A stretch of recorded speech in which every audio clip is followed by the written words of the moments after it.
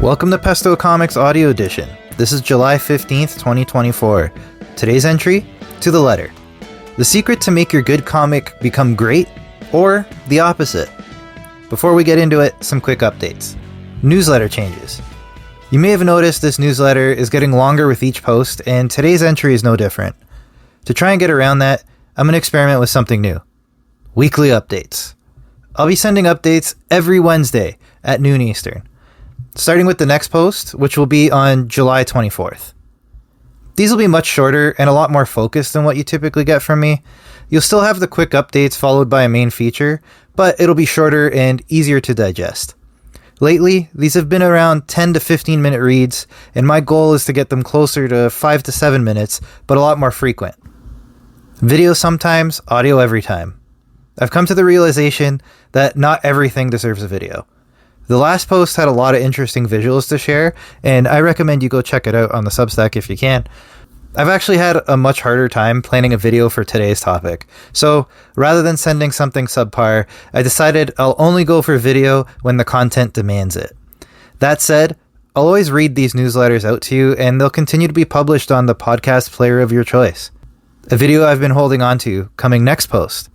As an example for why I'm going weekly, I've been holding off on posting my recent appearance at the TCAF Word Balloon Academy, as there's been so much to cover each week already. This panel was over an hour long, so adding it to an already long newsletter seemed like a bit much. I won't be sharing just the video though, but background on how I actually prepared for it in the newsletter itself, so be sure to subscribe if you're not already. An update for a crazy latte thing called love. We're almost off to the printers. I'm harassing my printer for a final quote, but the files are ready to go. The other concern now is if I order immediately, they'll hit my doorstep when I'm at San Diego Comic-Con. I've tried working with this printer in the past to delay shipment with Stay Cool. They promised they would withhold shipment for a couple of days, and I came home after a weekend away to find boxes, thankfully, waiting for me on my porch. Instead, I'll ensure your comics arrive when I'm home to receive them by delaying the print date by a handful of days. I love the book though. Sometimes you get kind of jaded and bored of your own work after reading and revising it for the 158th time in a month. It's natural. I'm not feeling that at all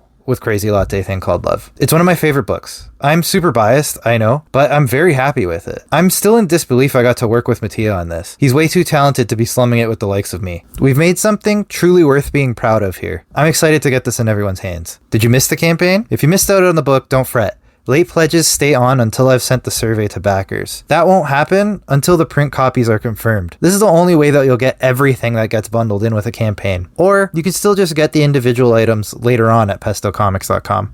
This is a lot slower than I usually like to operate with campaigns, but late pledges offer the advantage of giving you a last-minute opportunity to grab the book with the free digital copy and all the stretch goals we've hit. This time, that even includes the digest-sized copy. Track your comics with League of Comic Book Geeks. I use a couple tools to track my pull list. One for reading, League of Comic Book Geeks, and one for what's in all my long boxes, which is the CLZ collector. If you use League of Comic Book Geeks, you'll be able to add Crazy Latte Thing Called Love to your pull list. In fact, you can add all the Pesto Comics to your pull box by finding me there. Now with that all covered, let's talk lettering. Bad lettering can destroy a great comic book. Did you watch the Euros or Copa America? If anything has been consistent, it's how inconsistent the referees have been. Lettering is not unlike a referee. If it's done right, you won't notice it. I'm not going to point any fingers here.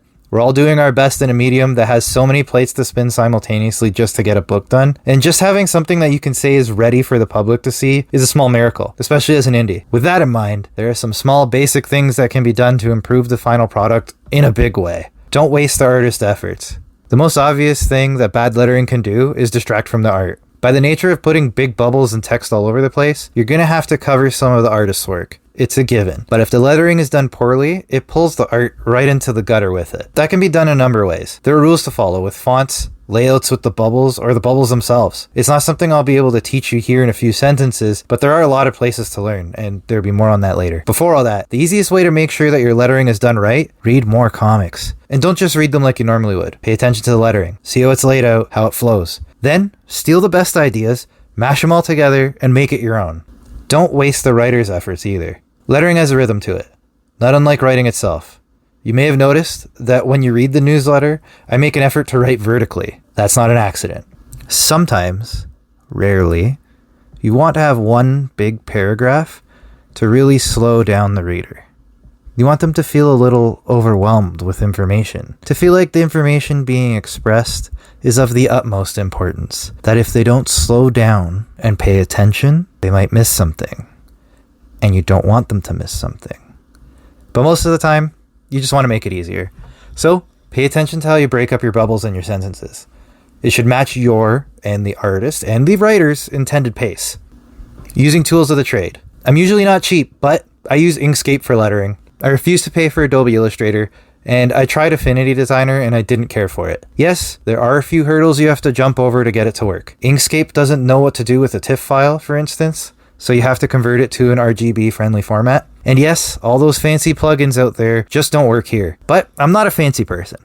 I just make my lettering look fancy, with blood, sweat, and tears. Usually just tears. There isn't a built-in bubble tool. And if there is, it's probably not going to get you the result you want. The most common mistake I see is assuming that speech bubbles are an oval shape. They're almost never an oval. Ever. Leaving your bubble as an oval is a guaranteed way to make your book look amateurish. You don't want that. You want it to look like it belongs on the shelf in between Batman and Spider-Man. Paying attention to the shape of your balloons is part of that.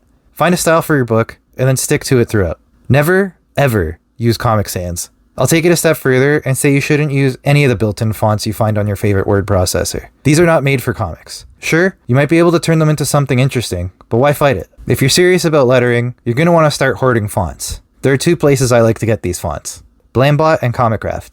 There's other places you can get great fonts for all your non-dialogue needs, but if you're looking for words to go into your bubbles, you can't go wrong with either of these. I mentioned earlier that there are rules to lettering. Using fonts from these companies will make it a lot easier to follow them without having to think about it and potentially miss your mistakes. Lettering feels like cheating. I letter my own comics. That means only 2 to 4 other people are going to see the script. I do future me a favor by writing with lettering in mind. I mentioned earlier that lettering can really change the pacing of a book depending on how it's done. I keep this in mind while I'm writing the script itself. Templates get you halfway. I use Scrivener to write my comic scripts. There's a comic script template included, but it's really just a converted version of a screenplay template. This means when you're writing dialogue, hitting the tab key will give you a parenthesis. I use this as an opportunity to include a continued to break up the dialogue. This is not the way it's meant to be used, by the way, but that's between myself and the 2 to 4 others that are working on the script. Unless you have a stretch goal like I did on Crazy Latte Thing Called Love. In that case, you get a copy of the script too. The point of breaking up the dialogue is that I don't need to think about how the bubbles will lay out on the page too much when the time comes. I've already worked that into the pacing. If you're a writer too, lettering is the final draft. Even if you hire a letterer, you do get one last chance to update the dialogue. Sometimes you find the artist got the point across so well that you don't need that soliloquy you wrote to explain what the reader can now clearly see. And sometimes you need a little more to get things across. And sometimes it'll just look better on the page if you found a different way to say the same thing. All of these options are available to you when you're lettering. For me, in particular, I like a last look at the book before it's sent to the printer. I can tinker with the size of a bubble for days to procrastinate hitting export. Maybe I'm just a romantic and I don't want to say goodbye to my characters yet. Tinkering with the white space in a balloon is just an excuse to stay together a bit longer. Or it's just procrastination. I'll never tell you.